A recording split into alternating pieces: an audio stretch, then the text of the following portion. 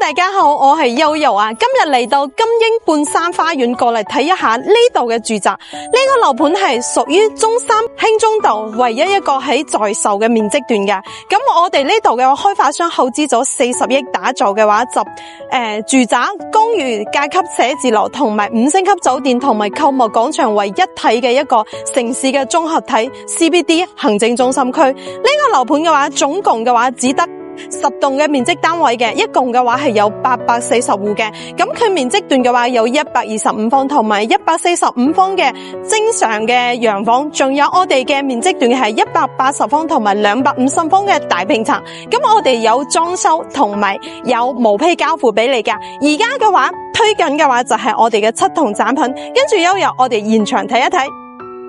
金鷹半山花園6樓嘅話就有永東巴士站可以直達香港嘅，而且佢站點都唔少㗎。我哋可以睇到呢啲位置佢係全部到達㗎，包括香港國際機場啦、亞洲國際博覽館同埋香港迪士尼都可以到達嘅。所以嚟講嘅話，交通係非常之方便嘅，即係等於你6樓就可以搭車翻到香港嘅。咁除咗咁好嘅交通之外嘅話，我哋可以睇下呢一座係金鷹廣場耗資40億打造嘅一個行政集行政啦，同埋購物中心為一體嘅一個商業綜合體。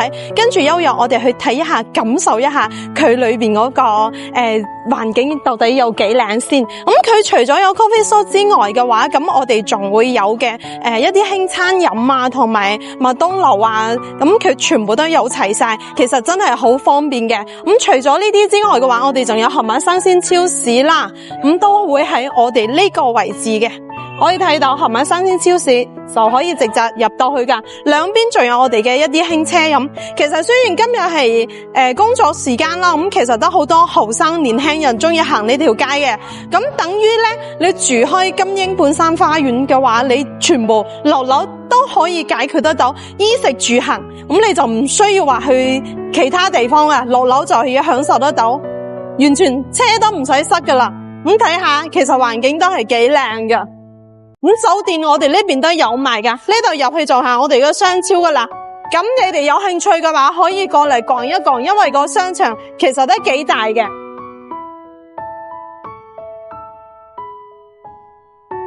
呢邊嘅話就係我哋嘅商場嘅中心位置，都好有特色嘅。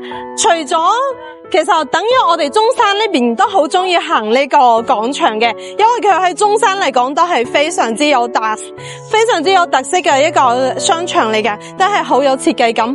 嗱，成棟呢度就話係我哋金鷹半山花園金鷹廣場嘅一個核心嘅地段㗎啦。咁呢個位置咧就係我哋廣場個位置嚟噶。咁如果係節假日啦，呢度嘅氛圍亦都係非常之好嘅。攝影師可以畫一畫俾佢哋睇一睇呢個位置。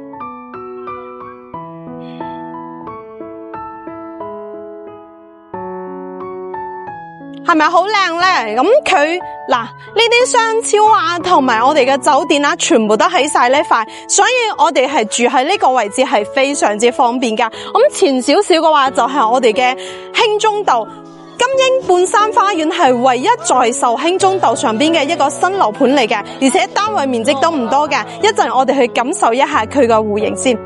成個園林有8500方嘅一個蝶景水景之外嘅話，我哋仲榮獲咗大陸界嘅一個設計藝景金獎，可見我哋花費咗係非常之多嘅金錢同埋我哋嘅心思喺呢度嘅。咁除咗呢啲之外嘅話，我哋仲有450方嘅一個星空泳池地，仲有每一棟嘅話都有我哋嘅唔同主題嘅架空層，有小朋友嘅活動空間啦，仲有長者嘅一個活動空間嚟嘅。每一棟架空層嘅設計主題亦都係唔一樣嘅。咁除咗呢啲之外，開發商仲種咗超過10種名貴嘅樹木，可見佢對園林嘅設計重視度係非常之高嘅。咁我哋可以睇翻嘅話，就係佢個園林綠化嘅我哋嘅綠化係超過2.27%嘅，所以佢園林綠化係都係做得非常之高嘅。咁喺咁好嘅地段，可以捨得用即係咁犧牲咗咁大嘅空間去做園林，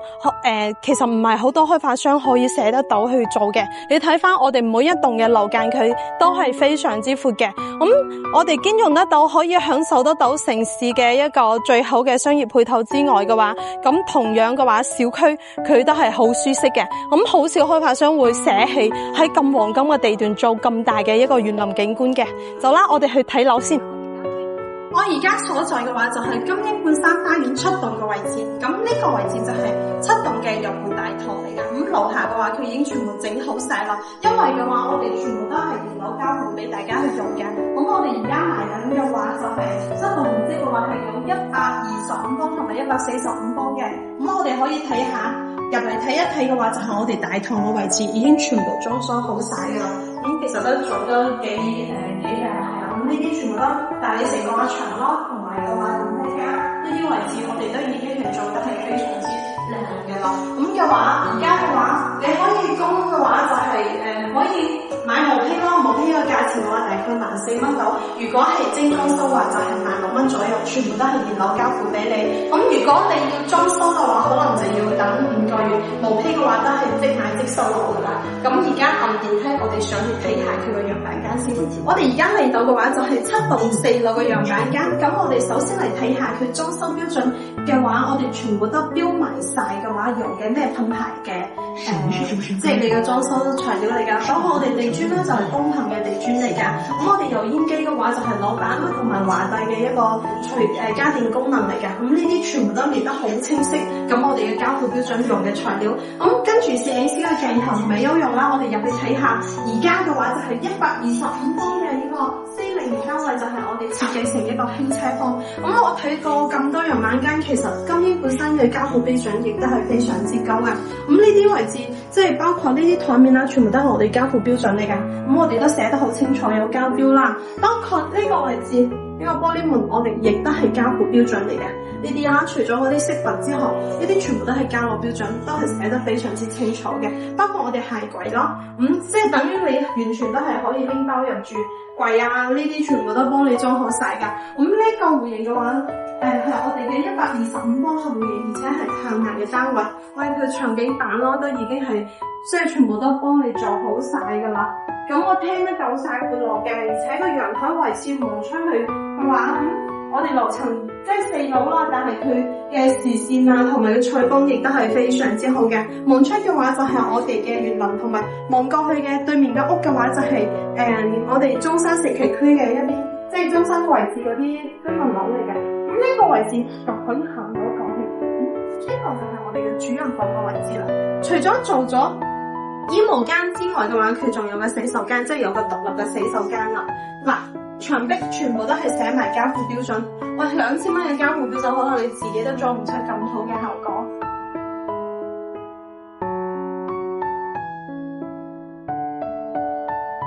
呢一邊仲有我哋另外嘅一個房間嚟嘅。